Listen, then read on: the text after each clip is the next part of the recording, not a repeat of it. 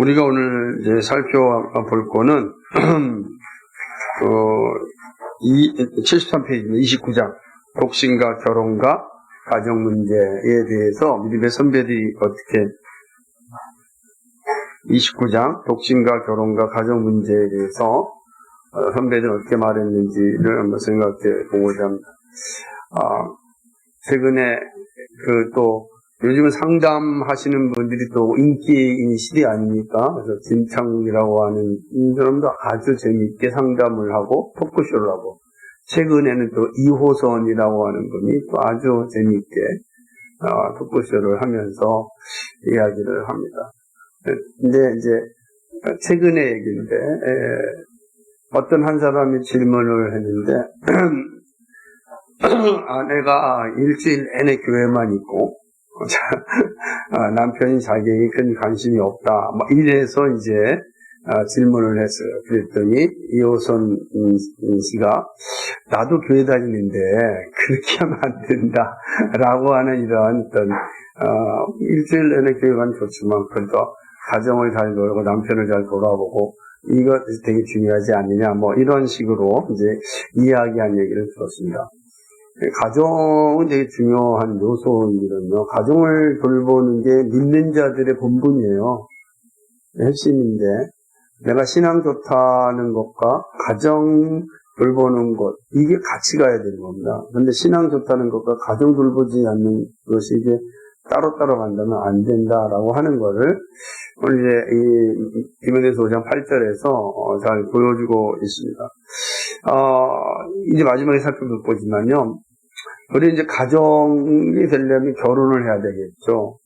그리고 결혼하지 않는 사람들 존재하니까 독신을 살겠죠. 독신, 결혼, 가정. 이 과정을 살펴볼 텐데, 우선 독신에 대해서 생각해 보도록 하겠습니다. 독신은 은사거든요. 그러니까 홀로 산다는 것은 쉽지 않은 겁니다. 왜냐하면, 하나님께서 홀로 사는 게 아주 아름답고 편하고 쉬웠으면, 하와를 만들 필요가 없겠죠. 그만큼 어렵고 힘들고, 오히려 더 혼자 있을 때가 더 많은 죄를 지을 수 있기 때문에, 그래서 이제 하나님께서는 혼자 있는 게 아름답지 못하니까 짝을 만들어 주셔서 가정을 꾸리게 하신 겁니다. 우리가 이 사실을 잘 이해하는 게 중요하죠. 그러나 독신의 은사도 있습니다. 오늘 보면 하늘로부터 독신의 은사를 받았으므로 이게 있으니까 독신의 은사를 받은 사람들이 있다. 이 사람은 어떻게 되는가? 마음과 온 영혼이 청결하고 절제하고 정욕으로 불타오르지 않은 사람은 은사를 부여받았다고 느끼는 한 그 하나님의 부르심 안에서 주님을 섬겨야 된다. 내가 독신의 은사를 받았다 그러면 이 사람은 다른 사람보다도 더 배에 거룩함과 정결함을 지켜야 되는 겁니다. 더 열심을 다해서 사실은 하나님을 섬기고 예배하는 자리에 있어야 된다라고 하는 거죠. 독신 은사가 결혼하는 사람보다 높은 은혜를 받았다 그러진 않죠. 이런 사람들은 다른 사람보다 높다고 생각하지 말고 오히려 단순함과 겸손함으로 끊임없이 주님을 섬겨야 된다. 그러니까 목숨이 다하는 날까지 그 일을 해야 된다라고 하는 거죠. 그러니까 독신의 은사를 가진 사람은 사사로운 일들에 관심을 갖지 않고 오직 하나님께만 집중하는 거죠. 자기가 가진 것들을 얼마든지 포기할 수 있는 그런 자세를 가지고 있어야 된다라고 하는 거죠. 그런데 이렇게 독신으로 살다가 내 안에 정말 정욕이 일어나거나 다시금 이런 죄의 자리에 서게 될 때는 우리는 언제든지 이 독신의 자리에서 벗어날 수가 있는 겁니다. 고린도전서 7장 9절에 보면 만일 절제할 수 없거든 혼인하라. 정욕이 불같이 타는 것보다 혼인하는 것이 나으니라. 이게 정욕을 붙잡지 못한다면 혼인하는 게 낫다. 우리가 보았듯이 그래서 이제 캐톨릭에서는 수녀들도 이제 그렇게 독신의 은사를 받아서 온전히 자기 절제 속에 들어가 있는 아름다운 모습이죠. 그러니까 은사가 있는 사람은 그럴 수 있습니다. 그러나 은사잖아요. 모두에게 다 주신 게 아니라고. 아무나 할 수 있는 것도 아닙니다. 우리가 살펴봤던 조지아 기독교의 가장 시작이었던 니노를 보게 되면 정말로 끝까지 겸손하고 정말 낮은 자리에서 그렇게 이제 살다가 가장 아주 보드베 수도원이라고 하는 작은 수도원에서 일생을 이제 마치거든요. 그러니까 거기 가보면 보드베 수도원에서 밑에 이제 샘물을 이렇게 가져 나르는 길이 큰 가파라요. 한참 내려가야 돼요. 왜냐면 산이 있으니까 물이 없으니까 그 밑에 있는 그러니까 우리가 어쩌면은 뭡니까 이렇게 지하수가 나오는 거, 약수가 나오는 약수터 같은 거니까 거기서 물을 떠가야 되는데 나이가 들어서도 끝까지 그거를 감당하였거든요. 외롭잖아요. 거기에도 그렇고 그죠. 그리고 한 나라의 기독교를 세우는 데 지대한 영향을 줬으니 사람들이 얼마나 그를 높일 수 있겠어요. 근데 모든 걸 다 포기하고 진짜 그 산속에 들어가서 거기에서 단순하게 살면서 주님을 위하여 살고 그곳에 묻혔다고. 그런 모습들이, 독신의 은사는 이런 거구나.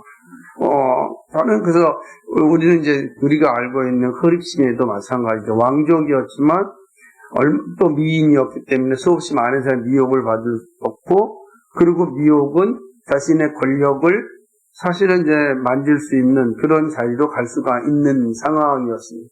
하지만 허립신에 역시 독신의 은사를 받은 하나님 앞에 헌신하였고, 그래서 모든 권력 다 포기하고 순교의 자리에 쓰지 않습니까? 그러니까 이게 독신의 은사는 정말 더 절제하고 더 정결하고 단순하게 하나님을 섬기는 것, 이게 독신의 은사입니다.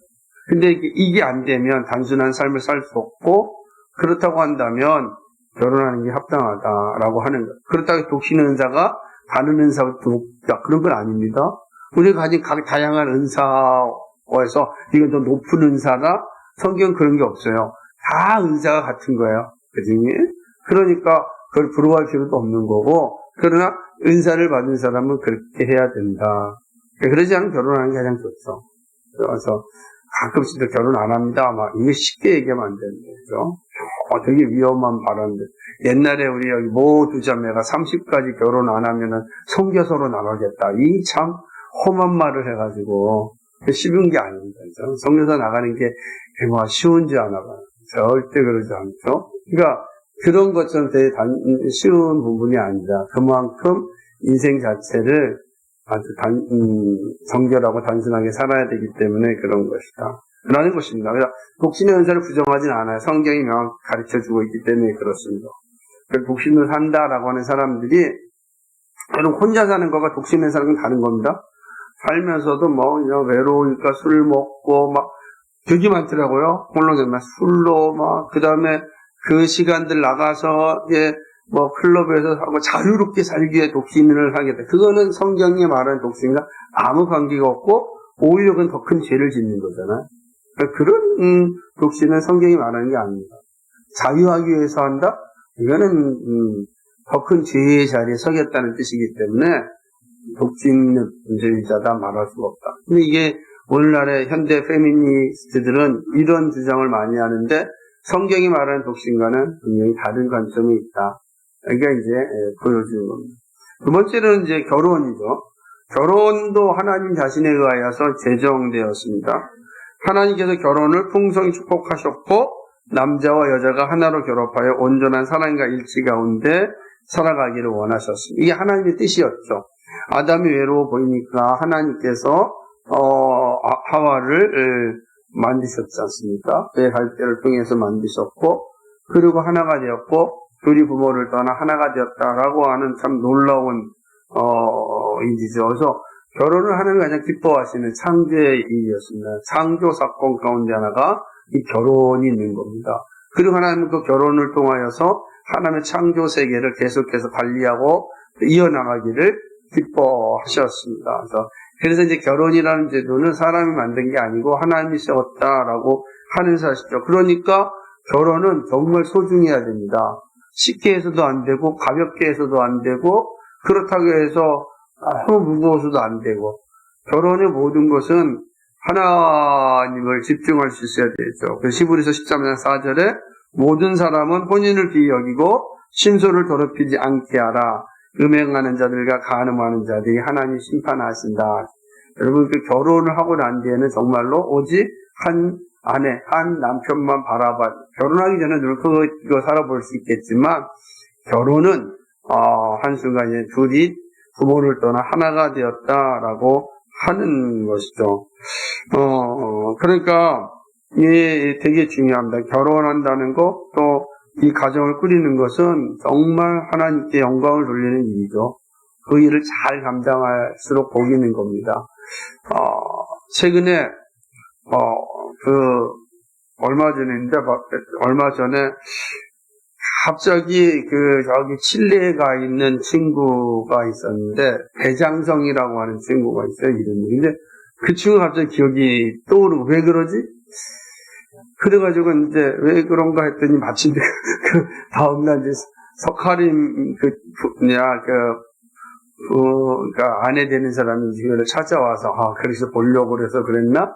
근데 생각해 보니까 그게 아니고 생각이 난 건 그 전에 결혼에 대한 내용을 보면서 제가 그 주례를 했던 사람들, 그 다음에 기도를 해줬던 사람들 글들이 전부 다 있거든요. 그러니까 똑같은 설교 주례를 한 번도 한 적이 없어요.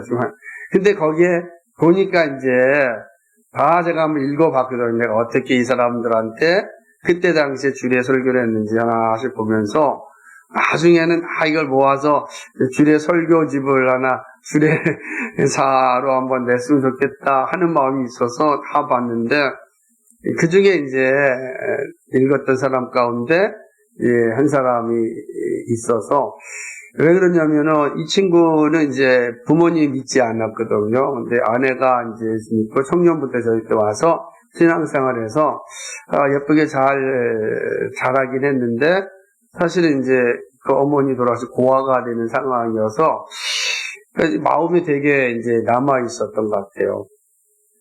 근데 그걸 읽다가 이제 아내를 이제 보면서 생각이 나는데 왔다라고 했는데 안타까운 건 이제 지금 이제 아직 신앙생활을 잘 하지 않고 있다라는 이야기를 들으면서 마음속에 또 마음이 아픈 거예요. 내가 어떻게 주례를 했는지라고 한번 이렇게 살펴본 있습니다. 결혼한 분들의 제가 이렇게 주례한 사람들 한번 보거든요. 내가 이때 이 사람 이렇게 생각하면서 말씀을 내가 이렇게 준비했구나. 제가 주례를 안 했는데 기도를 요청한 분들은 제가 일부러 기도문을 다 썼습니다. 그러니까 다른 거는 그냥 하는데 결혼식 주례나 기도는 제가 이미 다 써서 제 마음을 정말 정확하게 잘 표현하고 싶어서 이렇게 써놓는데 결혼은 정말 소중한 거거든요. 정말 서로 존중하고 서로 사랑하고 같은 것을 바라보는 좀 있어야 되는 겁니다. 그 보니까 정말 결혼식 주례가 가장 길었던 사람이 먼저 결혼했던 사람부터 우리 박종환 입사님 결혼할 때 정말 길었더라고요. 길게 했구나. 그다음에 김학수 장한테도 길게 했어. 가장 짧게 한 게 이제 우리 누구죠? 김혜연 결혼식을 가장 짧게 한 거. 역사의 흐름이요. 다음에 할 사람들은 얼마나 짧아질지 길어질지 모르겠지만, 근데 그런 거 보면서 그 순간순간에 결혼이 얼마나 소중한지를 기억하면서 주례 설교를 준비했던 기억이 좀 많이 났습니다. 그래서 우리는 결혼이 너무 소중한 거다. 하나님 가장 기뻐하시는 거다. 그래서 결혼을 한 분들은 절대로 서로에게 있어서 해를 가하는 일들, 부정적인 일들을 해서는 안 된다. 참 정직하고 정직이 제일 중요합니다. 아내와 남편에게 서로 정직하면 삶이 복되다라고 하는 거죠. 우리 일부 다체제나 일처 다부제 이런 거 안 되죠. 일부 일처제가 성경에 가르칩니다라고 하는 결혼하고 싶어서 안달일 우리 청년들은 더 많이 기도하셔야 됩니다. 많이 기도하시면 하나님께서 가장 좋은 시간을 주십니다. 물론 서둘러야 되지만 그렇다고 해서 쉽게 하지는 않았으면 좋겠다 생각이 이제 드는 거죠. 결혼은 어떻게 성립되는가? 그거 한번 읽어볼까요? 한번 읽어보세요. 시작. 결혼이란 주님을 두려워하는 가운데 합법적으로 맺어져야 한다. 근친상간을 피하기 위해서 우리는 혈족 혼인을 반대하는 법을 어겨서는 안 된다. 결혼은 부모 혹은 부모를 대신할 만한 사람의 승낙에 의하여 이루어져야 하고 무엇보다도 하나님이 제정하신 결혼의 목적에 부합돼야 합니다. 그뿐만 아니라 결합된 부부는 최대한의 신실함과 경건과 사랑과 순결로서 결혼을 거룩하게 한다. 따라서 논쟁이나 화쟁이나 정력이나 가늠은 절대 금물이. 아마 이거 이제 지금 이게 아무래도 이제 종교개혁 당시니까 더 강했을지 모르겠어요. 왜냐하면 결혼은 단순히 두 남녀의 만남으로 이루어지는 것이 아니라 우리 시도 마찬가지지만 이게 이제 가문과 가문의 만남이기 때문에 되게 신앙의 관계를 되게 중요시 여겼습니다. 그래서 부모의 허락이 반드시 있어야만 결혼이 성립이 되었던 겁니다. 근데 요즘 우리는 보면 그러지 않아요. 결혼식도 보니까 이런 어떤 게 많이 없잖아요. 주례도 없고 주례도 없이 결혼하는 게 정말 다행이고 두 사람이 서로에게 약속을 해요. 그러면 그 약속 두 사람 한쪽 깨면 끝나는 거잖아요. 그러니까 하나님 앞에 하는 약속이 아니라 서로 약속을 하거나 아니면 약속도 안 해요. 그냥 자기의 사랑 고백을 거기서 하는 거면 참 보면 되게 그럴듯하지만 제가 볼 때 너무 안타까운 거죠. 왜냐하면 얼마든지 얻을 수 있는 거니까요. 얼마든지 있습니다. 그래서 그럼 어떡하겠어요? 그 쉽게 얻을 수 있는데 제가 최근에 가장 들었던 그 결혼식 서로 얘기 중에 하나인데 남자가 저희는 평생 동안 그 화장실에서 서서 안 보고 앉아서 보겠습니다. 이런 이제 이야기 되게 재밌잖아요. 별로 이런 거 안 재밌군요. 근데 그거 지킬 수 있을까요? 되게 어려움이 생길 때도 있는데 사실은 결혼이라는 게 너무 이렇게 가벼워질 수 있는 요소도 있는 요소가 요즘 너무 많아졌다. 그러니까 하나님 앞에서 언약이 아니라 계약이 서로의 계약이 돼버린 거예요.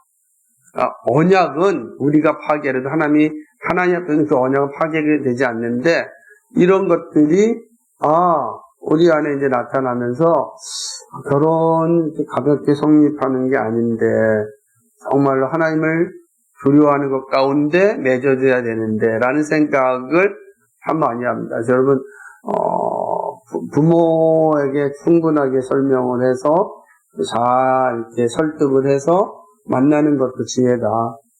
쉽지 않겠지만요. 우리 시대는 쉽지 않은 것 같아요. 우리 시대는 정말 쉽지 않은 것 같아요. 하지만 있는 사람들이 가지고 있어야 할 자세는 어떤지 많이 고민하는 시대가 아닌가 생각합니다. 물론 이제 이 결혼재판소는 지금은 없죠. 이제 그때 당시에는 있었던 거니까 이 부분은 우리 식으로 얘기한다면은 이제 결혼이 어떤 것인지를 질문하고 대답을 얻는 겁니다. 그래서 교회는 결혼 교육을 잘 시켜야 돼요. 결혼 교육 시켜도 엉망진창인데 안 시키면 어떻게 되겠습니까? 그래서 결혼 교육을 잘 시키고 결혼이라는 책도 읽고 그런 훈련을 잘해야 돼. 결혼이 어떤 것인지를 교회를 통해서 배워야 되는 것. 저희 교회도 최선을 다해서 결혼 교육을 하듯이 결혼 교육을 통해서 결혼이 무엇인지, 성경이 말한 것이 어떤 것인지, 어떤 삶을 살아야 하는지를 잘 배우는 게 필요하다. 결혼 교육을 했다고 해서 다 잘 산다라는 보장은 없지만 분명한 것은 안 하는 것보다 훨씬 낫다. 이런 것들을 잘 인식하고 결혼하기 전에 목사를 만나서 상담을 하고 그리고 듣는 게 되게 중요합니다. 그러면 사람들의 생각을 더 알아갈 수도 있고 하는 과정이 있기 때문에 그렇습니다. 이제 마지막으로 중요한 건 자녀들의 양육에 대한 문제를 좀 생각해 보겠습니다. 이제 결혼한 뒤에 나타난 현상 가운데 하나는 자녀 교육인데요. 자녀 교육은 정말 성경이 매우 중요하게 여기는 것입니다. 부모들은 주님을 두려워하는 가운데 자녀를 양육해야 돼요. 이게 되게 중요해요. 왜냐하면 우리가 읽었던 디모데전서 5장 8처럼 누구든 자기 친족, 자기 가족을 돌보지 아니하면 믿음을 배반한 자요 불신자도 악한 자이기 때문에 이 사도의 말을 기억하면서 우리는 자녀 양육에 정말 최선을 다해야 됩니다. 자녀를 양육한다는 거 제가 유아 세례를 받기 전에 반드시 교육을 합니다. 특별히 부모 교육을 가장 열심히 하는데 그때 부모는 누구냐? 부모는 하나님께서 자녀에게 보내진 선교사와 같다라는, 내 선교사로 내 자녀가 그냥 예수 믿는 게 아니라 부모가 선교사의 심정으로 자녀를 키울 때 그 자녀가 예수 믿는 자리에 이를 수 있는 거예요. 그래서 그때 성령께 역사하셔서 찾아와 주신다면 그 자녀가 예수 믿는 자리에 갈 수 있지 않겠습니까? 여러분, 자녀들요 그냥 내방치 놔두면 결코 하나님을 즐거워하고 기뻐하는 자녀로 자랄 수 없습니다. 그래서 5살 때까지는 혼내더라도 반드시 아이들에게 바른 진리를 가르쳐야 된다. 제가 두 번째 하면서 가르쳤던 것은 하루에 한 번씩 자녀들을 위해서 부모의 권위를 가지고 축복 기도해 주라. 언제 하겠습니까? 나이가 들면은 축복 기도하는 것도 싫어하고, 됐어요 라고 하는 사춘기가 오고, 그 다음에 자녀가 되면 그럼 꼭 해야 돼요 라고 하는 성령기가 오고, 작년 되면 제가 알아서 할게요 라고 하는 시기가 오는 거예요. 그런 과정이 가는. 그런데 어릴 적에는 부모를 신뢰하고 믿고 건강할 때, 아기 때부터 아이의 손을 놓고 아이를 놓고 축복 기도해 주는 거, 그건 부모가 할 수 있는 최고의 선물이거든요. 항상 해줘야 됩니다. 그게 바로 우리의 모습이고, 그 다음에 자녀를 할 때는 자녀에 대해서 우리 반드시 사랑의 고백을 꼭 해야 됩니다. 사랑한다, 사랑한다. 여러분, 자녀들에게 꼭 사랑한다고 해야 됩니다. 저는 우리 주일학 중고등 친구들 늘 사랑한다. 근데 목사도 사랑한다고 하는데 부모는 얼마나 자연스럽습니까? 부모는 항상 어릴 때 사랑한다고 해야 됩니다. 이제 자녀가 크면은 되게 어려워요. 지금도 다 커가지고서 이제 보면은 저도 이제 다 컸잖아요.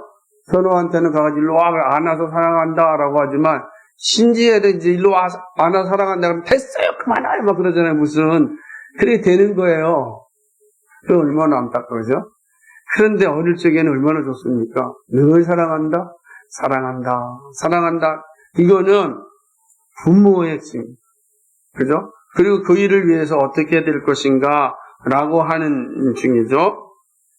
그래서 부모는 정말로 자녀들이 게으름을 갖지 않고 바른 신앙의 자리에 서기 위해서 했어야 됩니다. 그 중에 하나가 어린 시절에 이 가정예배는 꼭 드려야 됩니다. 가정예배. 그래서, 그죠?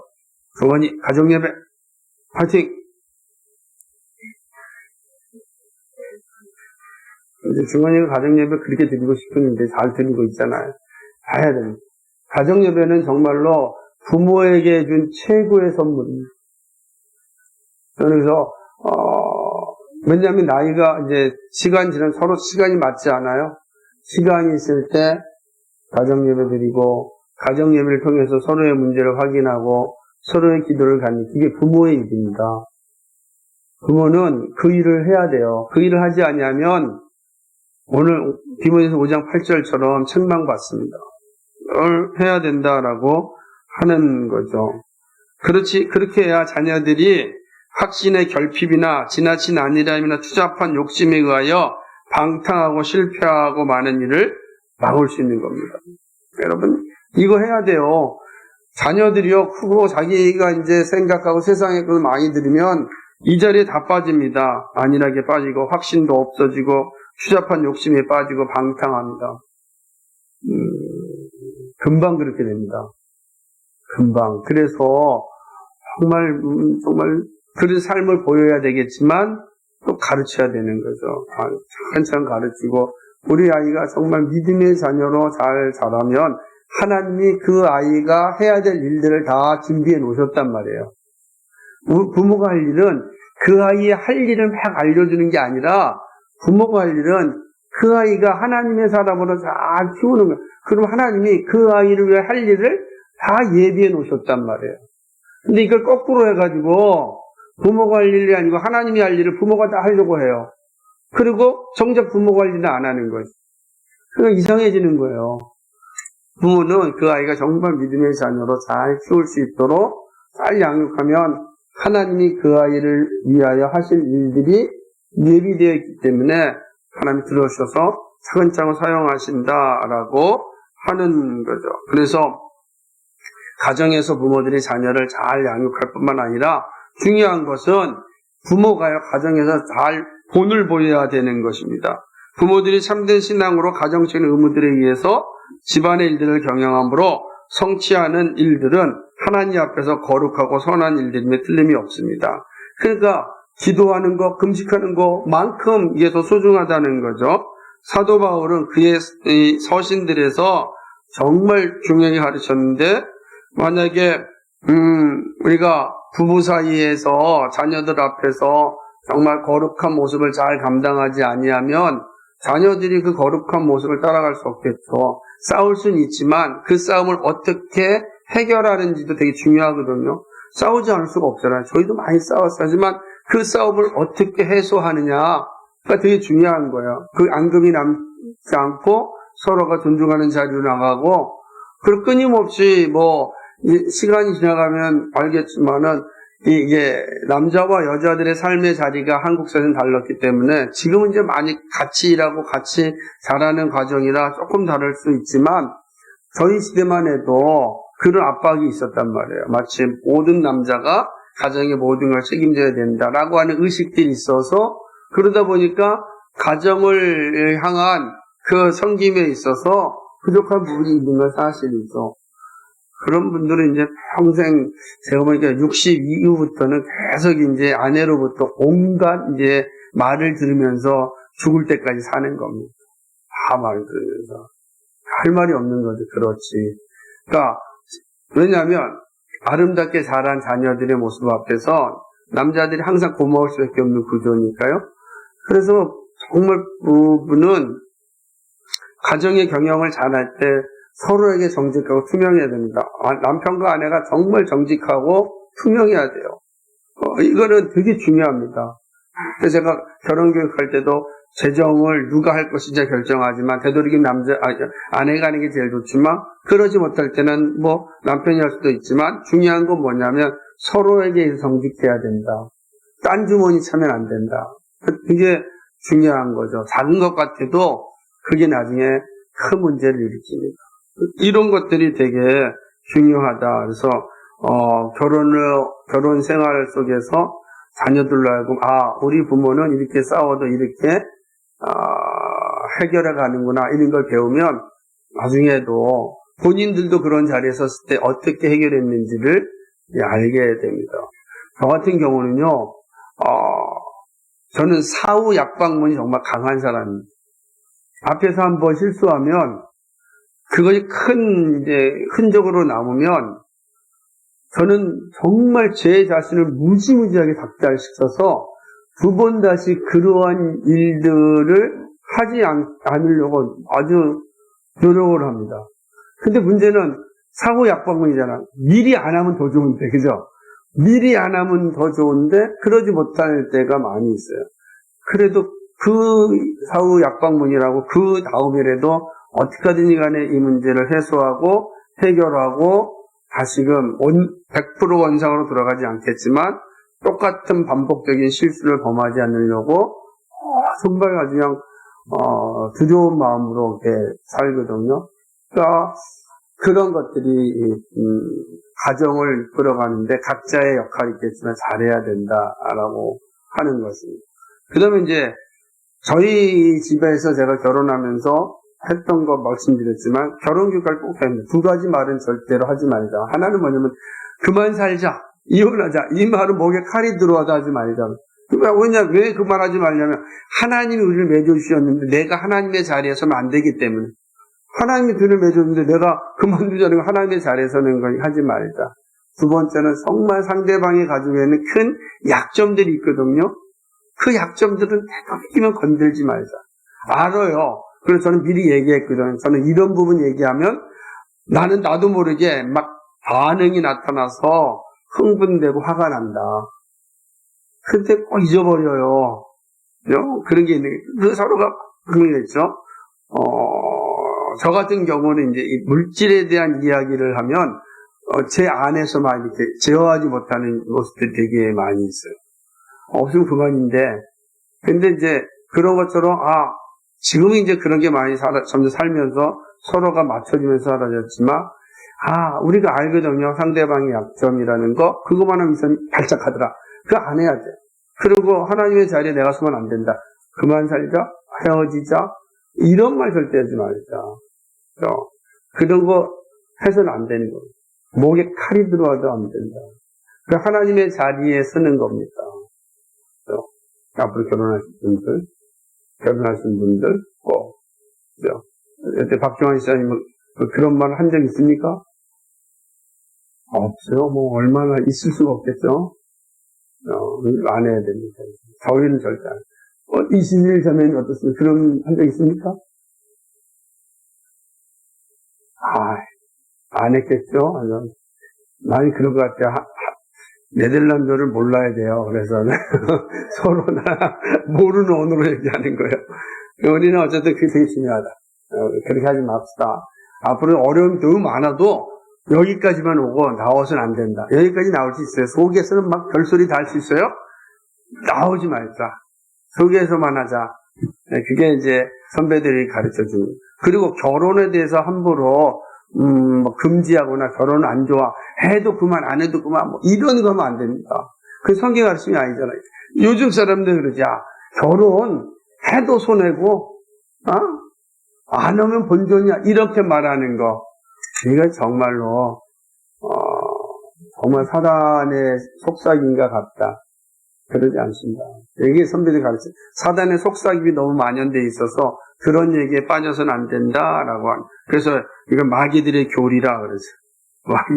마귀들의 교리. 결혼 불신은 마귀들의 교리다. 이걸 잘 선배들이 가르쳐. 마지막으로 읽어볼까요? 시작. 우리는 또한 불경건한 독신 생활을 싫어하고 우리는 숨겨진 욕정이나 공경이나 욕정 보도를 싫어하고 모든 사람들 중에 가장 무절제하면서도 절제하는 채하는 위선자들의 음행을 싫어합니다. 하나님 이 모든 것을 심판하실 것이다. 우리는 어떤 부자가 경건하고 자신들의 부를 잘 사용할 경우 이 부와 이 부자들을 우리 인정하지 않을 필요가 없다. 그러나 우리는 사도적 청빙주의자들, 이제 이들의 이단들을 치켜하는 거지.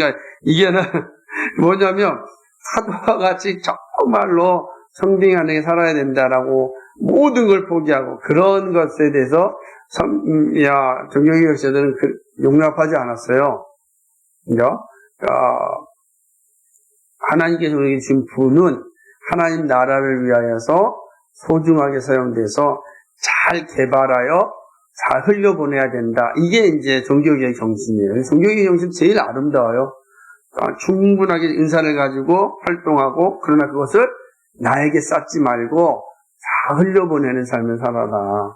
흘려보내는 그것이 하나님이 계속 공급해 주시는 은혜이다. 이게 이제 사도들의 가르침이었기 때문에 여러분이 가진 은사들을 가지고 열심히 일하시고 그거를 잘 만들어내십시오. 그러나 거기에 멈추지 마시고 그거를 다 흘려보내는 일을 잘 감당하는 것. 그것이 아름다운 일이다. 근데 그 시작은 가정에서부터 시작합니다. 여러분 가정을 잘 세우는 게 되게 중요하다라고 하는 겁니다. 그래서 우리가 오늘 독신, 결혼생활, 가정경제 이런 것들 좀 말하면서도 제가 또 가르쳤던 내용들을 함께 살펴봤습니다. 예, 이상입니다.